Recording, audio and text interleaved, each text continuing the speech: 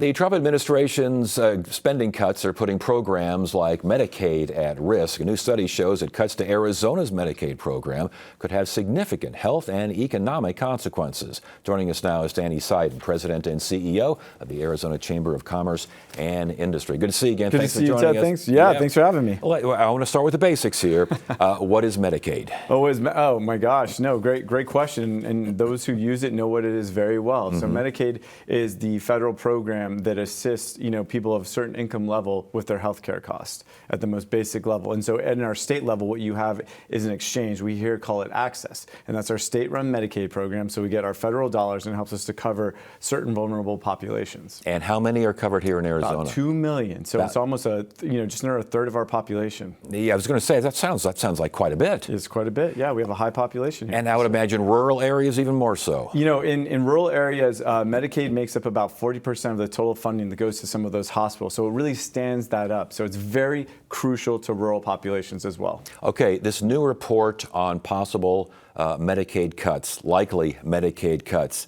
What did you think when you heard about this? So we at the Arizona Chamber work with our foundation and Rounds Consulting Group to commission it, because I wanted to know what would the economic impact be of these Medicaid cuts. We can talk about it a lot in terms of patients, and it's very heart-pulling, it really is.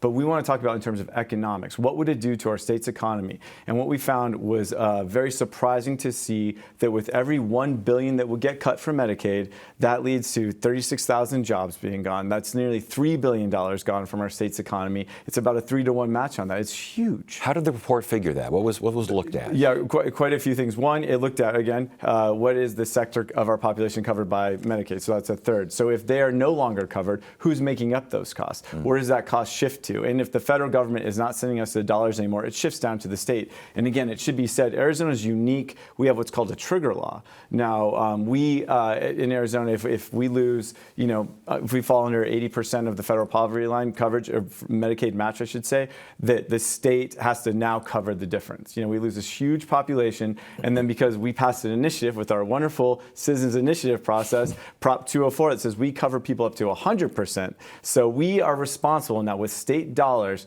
to cover more people. And where is that money going to come from? Where do the costs get passed down to? I was going to ask, where does that money come from, and how does that affect the overall economy? It's going to get passed on to a lot of private insurers. You've heard of uncompensated care. It's a conversation we've had many times in the past. So if a hospital is having to take care of these people, the cost will get passed down to the rest of us. It drives up employer costs. It drives up costs, and also hurts availability, the access to medical care, especially in rural Arizona. So there's a lot of concerns that go with this. In fact, Jim Rounds said that looking at cutting these dollars in these populations would be one of the most devastating economic analysis he's seen since the Great Recession. I was going to say the severe and far-reaching consequences for the Arizona economy. And I mean, he didn't mince words there, did he? No, he did not, and it was very serious. I think, we were all shocked to see just how severe it was. We knew it wouldn't be great for us, but again, so we're working hard. We're working hard to get this message out. This study gives us the information we need.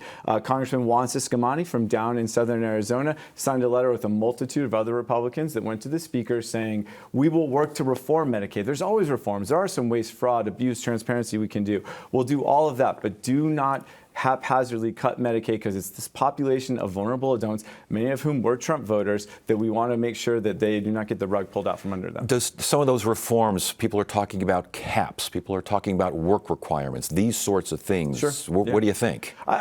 I know that. I'll tell you this. I believe that the states are open to any reasonable reform that could work. And a work requirement, if designed correctly, is not a bad thing. It's, these are meant to be hand-ups, not handouts. You want people to get a job and to get on private insurance. But here's the thing, Ted. If you cut so much Medicaid, if you cut it, the private insurance becomes so much more expensive. That's not even feasible now. We're talking about numbers that just don't add up. Now, the Rounds report that you're referring to talked about a scenario.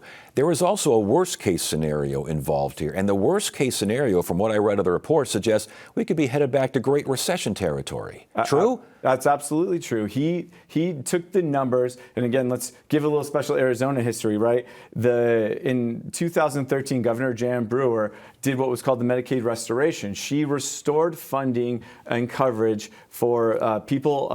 No, it's 136% above the poverty line, and those are mostly childless adults. So that population, if that itself gets cut, it's devastating. If we lose the federal dollars that covers that 36%, we are in trouble right there. Forget even just going all the way down to 80% and what that would mean for the hundreds and thousands of people, and a lot, 70,000. What do you say? 70,000 kids as well. So again, it's a very vulnerable population we're talking about. You talked about getting that message out there, Ciscomani, and a congressional delegation as a whole. Are they getting the message out there? And it's A. And B, is the administration listening?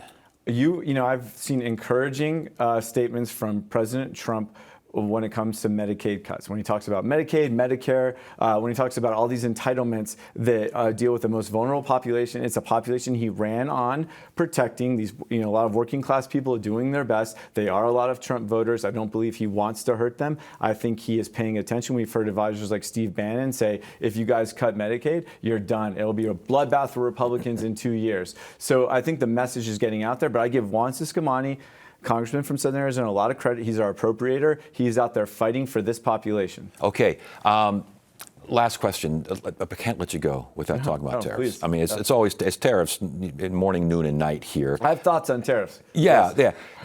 Real quickly, in a minute, what is going on and when is it going to, if not stop, then at least make sense to most Americans? That's a really good question. I have no answer for when it will stop, and I certainly can't make sense of it. The only thing I can say is it's now being sold as this is the way President Trump works. It's the art of the deal. He likes to keep everyone guessing, but there are real consequences. Right now, every day one of these gets announced or changed, it alters business models in the billions. So we have companies trying to make their orders, figuring out where they can get their goods from, because again, Ted, it's so important. If you learn one thing about tariffs, I always say learn this. You and I are going to pay for it. The producers pay for it when it comes in. They pass it down to the consumers. So everything's going to get more expensive. Housing, everything we're going to talk about later, real estate, it's all connected to these tariffs. And again, it's a problem. It's a policy that historically has been proven to not work and to not benefit America. And the last time he rescinded or pulled back was when our bond market was on the brink of collapse because we're the world's reserve currency. Yes. Unless we start getting out of the trade deficit. I was going to say the bond market is what people are really concerned about, because when the stock market goes one way, the bond market goes another. That's not happening right now. It's not happening. Absolutely not. And that is because the dollar has been the world's reserve currency because of trade deficits. Yes. It's a good thing. It makes our dollar strong. All right, Danny. A lot going on here, huh? Yeah, no, every day is different and new. Today we learned about tomatoes. Buy your tomatoes, folks, before. It sounds like tomatoes are on the chopping block, Yeah. as it were. Danny Seiden, Phoenix Chamber of Commerce and Industry. Good to see you again. Thanks so much. I appreciate it.